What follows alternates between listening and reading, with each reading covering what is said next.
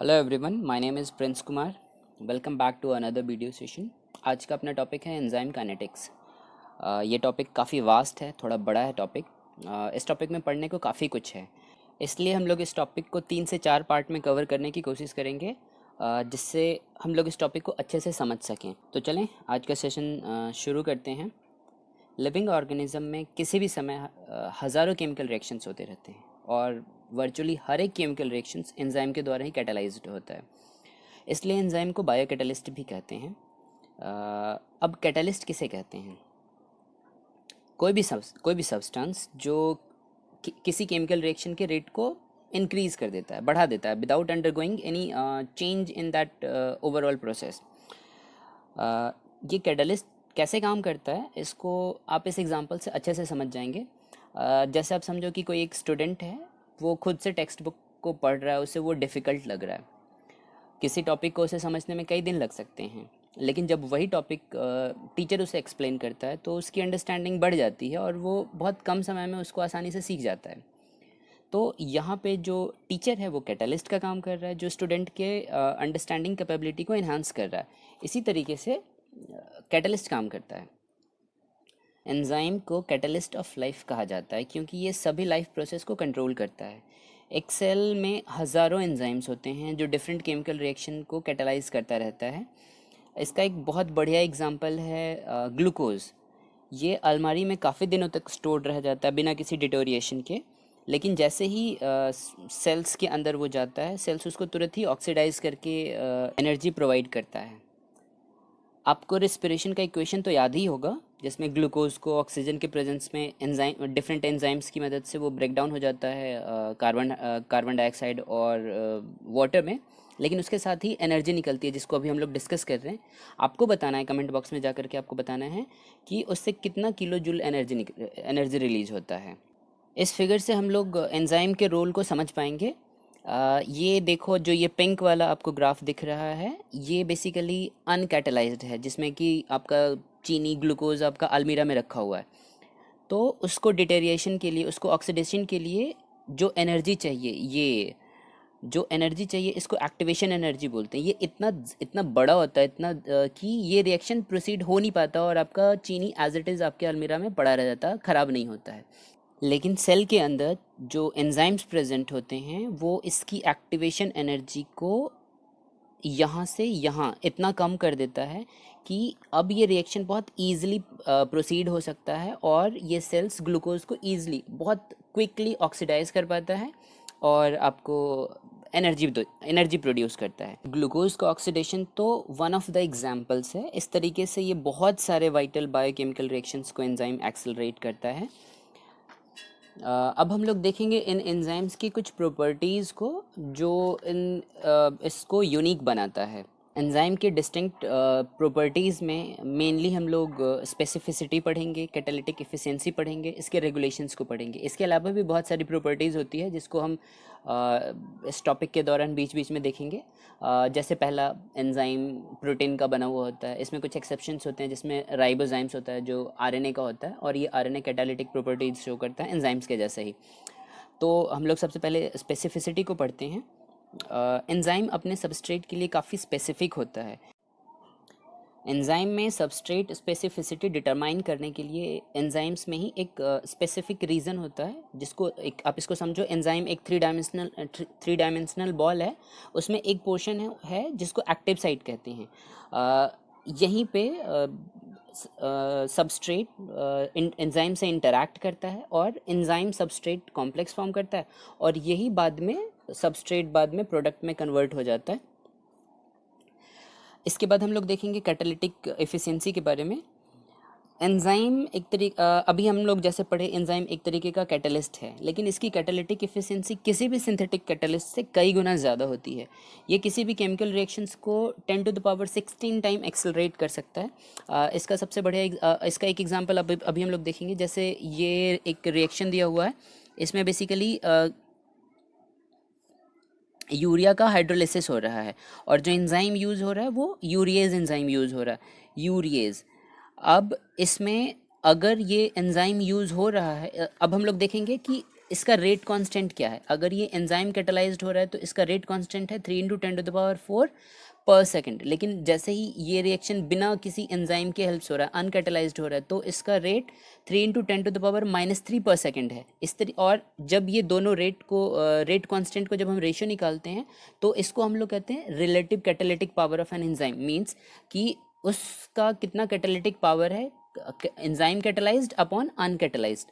तो इस तरीके से हम लोग देखते हैं यूरियस का जो कैटालिटिक पावर है वो 10⁻14 है। ये किसी भी सिंथेसाइज्ड केमिकली सिंथेसाइज्ड कैटलिस्ट से ज़्यादा है। तो इस तरीके से हम देख रहे हैं कि एंजाइम कितना बढ़िया कैटालिटिक एफिशिएंसी शो करता है। नेक्स्ट प्रॉपर्टी है रेगुलेशन। एंजाइम अपनी एक्टिविटी को डिफरेंट तरीके से रेगुलेट करता है।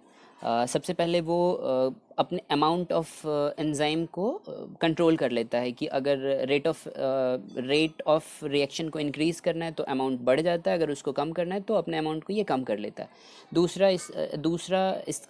दूसरा तरीका होता है कि ये रिवर्सिबल इंटरेक्शंस करता है।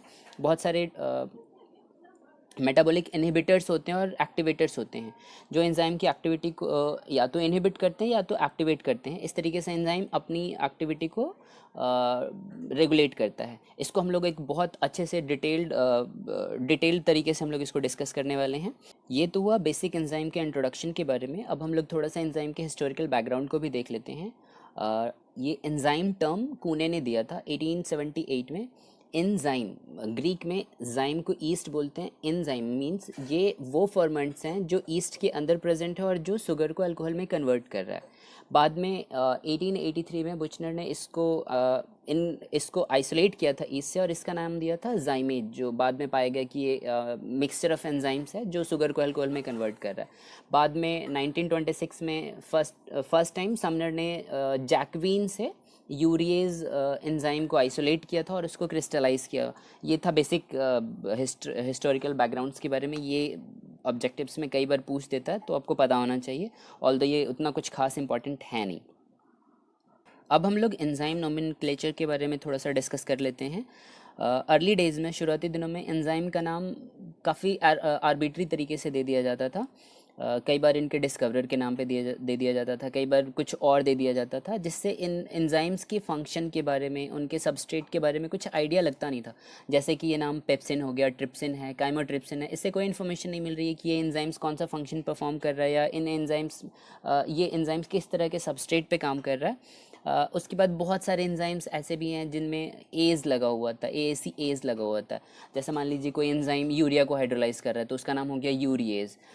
जो लैक्टोज को हाइड्रोलाइज उसको लैक्टेज नाम दे दिया। कुछ एंजाइम्स के तो बहुत सारे अल्टरनेटिव नाम भी थे। इस तरीके से एक कन्फ्यूज़न क्रिएट हो रहा था।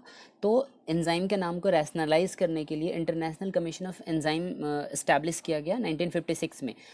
इस सिस्टम ने सारे एंजाइम्स को 6 मेजर क्लास में इसको क्लासिफाई कर दिया और उन सब को एक यूनिक 4 डिजिट क्लासिफिकेशन नंबर दिया। पहले हम लोग एंजाइम के क्लास को डिस्कस कर लेते हैं, उसके बाद जो एंजाइम्स को जो नंबर दिए गए थे, ये 4 डिजिट क्लासिफिकेशन नंबर दिया गया था, इसको भी हम लोग डिस्कस करेंगे। तो ये जो 6 क्लास थे, पहला था ऑक्सीडोरिडक्टेज, दूसरा था ट्रांसफरेज, तीसरा था हाइड्रोलेज, चौथा लाइएज, आइसोमरेज और लाइगेज। इसका फंक्शन डिफरेंट है। सबसे पहला ये ऑक्सीडोरिडक्टेज, ये ऑक्सीडेशन रिडक्शन कैटालाइज कर रहा है। दूसरा ट्रांसफरेज है, ये फंक्शनल ग्रुप को ट्रांसफ़र कर रहा है। तीसरा था हाइड्रोलेज, ये हाइड्रोलिसिस कॉज कर रहा था। चौथा था लाइएज, ये बेसिकली जो भी डबल बॉन्ड से रिलेटेड, जिसमें वाटर जुटना हो, अमोनिया जुटना हो या कार्बन डाइऑक्साइड जुटना हो, उसको ये ऐड करने में, फंक्शनल ग्रुप को ऐड करने में हेल्प कर रहा है। पांचवा था आइसोमरेज, ये जितने भी आइसोमराइजेशन केमिकल रिएक्शन होता है ये उसको कैटालाइज कर रहा है। छठा लाइगेज, ग्रीक टर्म है लाइगेट मीन्स हुआ बाइंड करना। तो ये जितने भी सिंथेटिक रिएक्शंस होता है जहाँ पे 2 मॉलिक्यूल्स बाइंड कर रहे हैं, ज्वाइन कर रहा है, उसको ये कैटालाइज करता है और इसमें ATP की ज़रूरत होती है। इस एंजाइम क्लासिफिकेशन को याद रखने का एक ट्रिक है जिसका नाम है OTHLIL, OTHLIL। एल, ये बेसिकली जितने भी ये क्लास है 6 क्लास है, इन सब का फर्स्ट वर्ड है। O for oxido reductase, T for transferase, H for hydrolase, L for lyase, I for isomerase and L for ligase. ओथ लिल, OTHLIL। इस ट्रिक से आप लोग इन 6 क्लास को आसानी से याद रख सकते हैं। इसके बाद हम लोग ये एंजाइम का 4 डिजिट क्लासिफिकेशन नंबर को डिस्कस करने वाले हैं। एक एग्जांपल जैसे ट्रिप्सिन का enzyme commission number EC number हो गया 3.4.21.4। इसमें ये जो 3 है, ये 3 डिनोट कर रहा है क्लास को। Third class means hydrolase. उसके बाद का ये जो डिजिट है 3.4, ये 4 हो गया आपका, 4 हो गया आपका इसका सब क्लास जो प्रोटीएज है। उसके बाद ये जो 21 नंबर दिखा रहा है, ये इसका सब क्लास है। जो इस ये एक सेरीन प्रोटीएज है, इसके एक्टिव साइट पे सेरीन प्रेजेंट होता है। और लास्ट का ये जो 4th नंबर होता है, जो ये 4 है भी, ये इंडिकेट करता है कि इस पर्टिकुलर क्लास में जो इसका क्लास कौन सा है, हाइड्रोलेज, इस पर्टिकुलर क्लास में इस एंजाइम को कितने नंबर पे असाइन किया गया था। ये पहले नंबर पे असाइन रहेगा तो 1 हो जाएगा, पॉइंट लास्ट में 1 होगा। अगर ये मान लीजिए छठे नंबर पे असाइन होगा तो ये 6 हो जाएगा। इस तरीके से हम लोगों ने एंजाइम क्लासिफिकेशन और नोमेनक्लेचर को डिस्कस कर लिया है। आज के लिए बस इतना ही। हम लोग नेक्स्ट वीडियो सेशन में हम लोग देखेंगे एंजाइम कैसे काम करता है, उसकी केमिकल प्रॉपर्टीज़ क्या है, उसका मोड ऑफ एक्शन क्या है। So thank you so much for watching.